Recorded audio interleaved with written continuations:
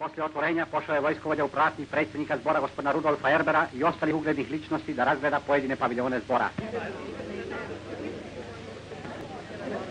Danas je Zagrebački zbor po svom položaju i po svom značenju u središtu zanimanja svih onih gospodarskih i političkih europskih krugova koji su zakonom prirode i zdravom političkom mišlju upućeni na njegovanje i produbljivanje životnih veza sa jugoistokom i obratno. Današnji je Zagrebački zbor jedan dokaz više za veliki uspjeh privrednog nastojanja u nezavisnoj državi Hrvatskoj. On predstavlja smotru najboljih proizvoda hrvatskog veleobrta i ponovno pokazuje sposobnost Hrvata privrednika koji nisu klonuli unatoč teškim prilikama, već su nastojali dati sve što je bilo u njihovoj moći kako bi opravdali dobar glas hrvatske privrede.